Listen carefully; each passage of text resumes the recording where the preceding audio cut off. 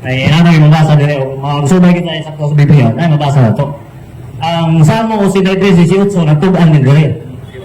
Mabasa na to niya. Sabi. Sino sa bahan nila? Pagsulas ko.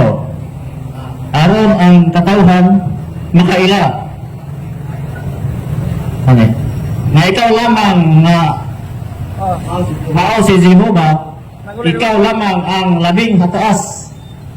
Ibabaw sa yuta. So, naghibaw ba ka doon ang gibutang ng Jehovah? Kanas ano nabutang sa Bible? Kakibalo. Okay, tuloy na. Bawin na sa likod sa. Nibasa siya Bible. Nga na Jehovah. Ang pangapanan nako, nahibalo ka ba kanos nabutang ang Jehovah sa Bible? Dito bagsawa siya mahibalo. Didili ka saksi ni Jehovah. E kung saksi ka ni Jehovah, nahibalo ka. Ang word nga Jehovah una nang migawas sa kalibutan dili sa Bible. Migawas ang word nga Jehovah sa sinulat sa pari nga Katoliko. Kuha mo kahibalo ang ngalan Reverend Father Raimundos Martinez. Asa na mabasa sa inyo mismong libro, Aid to Bible Understanding. Kanang Aid to Bible Understanding, libro na sa saksi ni Jehovah, sa sabhidi nga Jehovah, gisulti din ha na ang Jehovah migawas sa unang literature sa kalibutan sa sinulat sa pari nga Dominikano sa iyang dokumento gitawag Fogio Fide. So diha, wala na sa Bible ang Jehovah. Kaya ang ngalan sa Ginoo bro, sugtod anang tata, nagrepresentar lang sa upat ka konsonante. Gitawag na the Divine Tetragrammaton. Upat ka litra lang ang ngalan sa Ginoo. O kanang upat ka litra sa Hebrew alphabet gitawag na nga Yud-He Waw-He. Walay vowel letters, puro consonant ang Divine Tetragrammaton. So sa naghihimo sa mga Bible scholars, gusto nila na basahon ang ngalan sa Ginoo. Mauto nga isig iyahay o imbento sa ngalan sa Ginoo. Ang gihimo sa pare na Dominikano Raimundos Martinez, nag-imbento siya ng Jehovah. Gisulat niya sa iyang literature na Fogio Fide. Ano sa? 1270. Dayon milabay ang pila ka katuigan naan na po'y pare na Dominican nga iyang kaorder. Ang ngalan Petrus Galatinos. Ang gihimo ni Petrus Galatinos iyang gipopularize ang Latinized nga form sa Jehovah. O kanus alang na nabutang sa Bible, nabutang lang na sa Bible ni atong 1513. Kaya ko sa nabutang? William Tyndale. Dahil 1611, gibutang po na sa King James Version. Asa gibutang na nga versikulo? Exodus 6:3. Laki po sa imong gibasa, Salmo, mao na first time nabutang. Ano sa parang nabutang sa Bible? 15th to 16th century. Down from 14th century up to the time of Jesus, up to the time of patriarchs, walay Jehovah sa Bible. Silutanan ang mga saksi. Nga naman, ilan man ang gibutang mo na diha. Sa'yo pag yun. O ni-admit ang mga saksi nga, asa ba sa kalibro? Ang bala ang ngalan na magpadayon sa way katapusan, pahina Jes.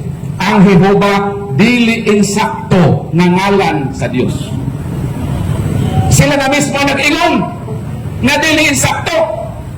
Muna nga kung ni-admit mo na dili insakto, nganong nagpabilin man mo sa dili insakto.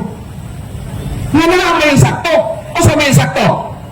1950 nga preface sa New World Translation o sa Beginning. The form Yahweh is correct than Jehovah. Sa ato pa, kung paparo nemo kanang Yahweh o Jehovah, ang Yahweh is correct than Jehovah. Karon, nahibaw namang sayo, nahibaw mong nainsakto, nga naman, nga nidukot man mo sa dili insakto. Ang tubag ka na doon, hibalo ka? Napasubok naman mo sayo. Napasubok naman sa sayo. Alaw, tuhon pa na, saksi ni Jehovah, saksi ni Yahweh. Madaot pa sila. Mas sayo ka pinusuhan, saksi ni Jehovah. Noon nga bro, nga ron makalingkawas ka, gikan sa kasaytanan, biya gyud sa bakat. Maulang na mahigawas sa subayon ni Cristo. 8:32 sa Juan. Et cognoscetes veritatem et viritas liberabit vos. Kamo mahibalo sa kamatuoran, o ang kamatuoran magpahigawas ka ninyo. Sin o omission sa akong part, kung dili ko musulti. Makasala ko sa Dios kung dili na ko niitugan sa mga saksi, nga naman mahal tamo ang mga saksi. Masakitan ganito ka naman si mga saksi, bakit sila ka-active? Pero nabudol sila sa sayo. Masakit na sa akong part.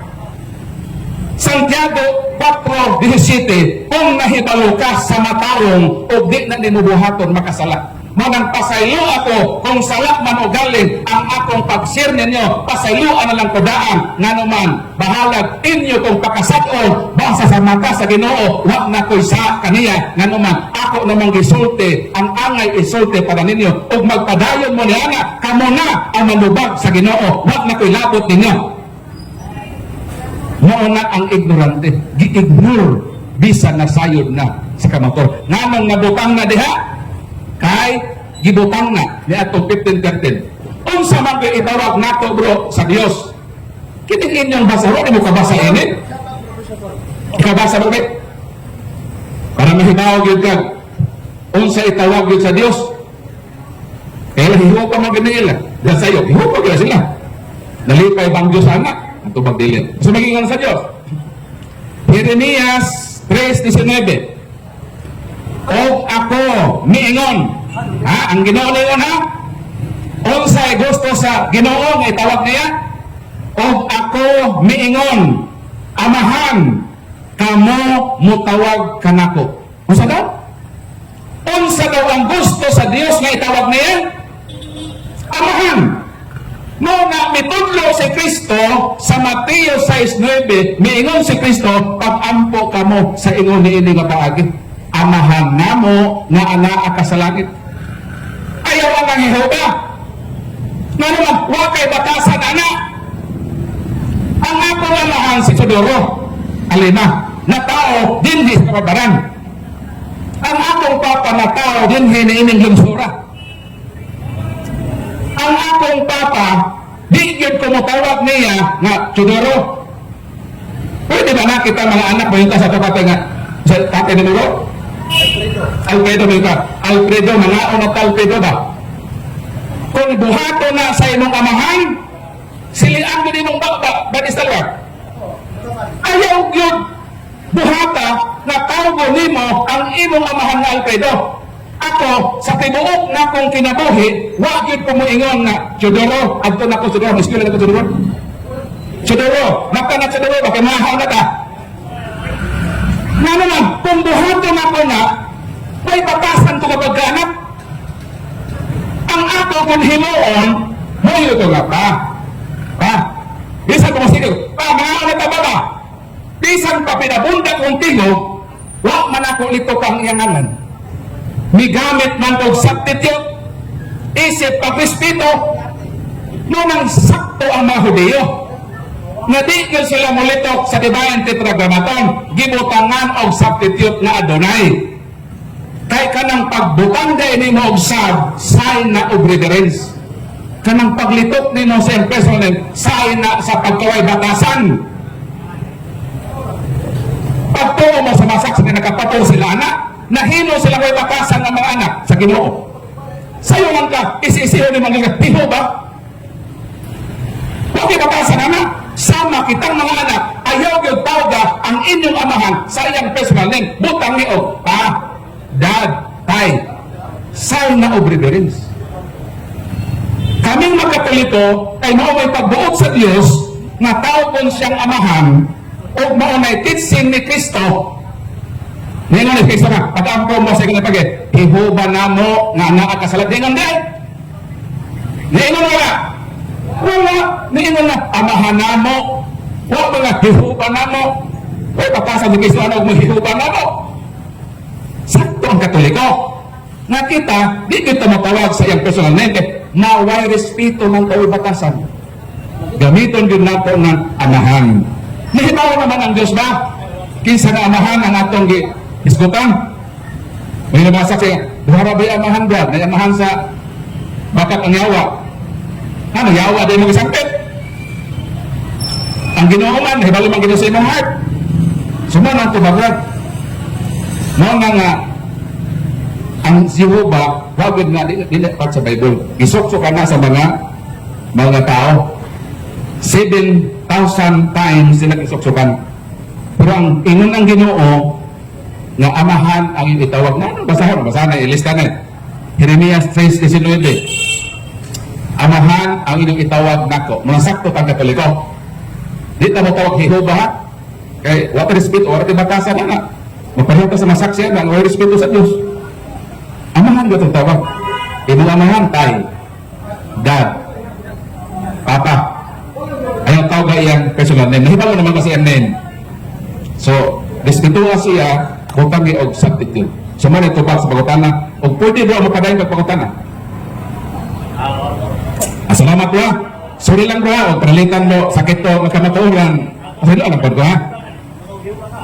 Oh, bigyan mo po, kasi lagi na. Itin ka mo, naingon mo anak. Kami, the form Yahweh is correct than Jehovah. Mamang sa amang translation, Jerusalem, Yahweh ang panana. Mana ko, amo lang yung problema nga ang kanaturan, mulamdag ko sa mga kasing-kasing, o ako as Jehovah's Witness kanyan to, mahal lang ko pasaylo para. Pasaylo lang po ko nga, o nasuntig ko to. Okay, next question, apa?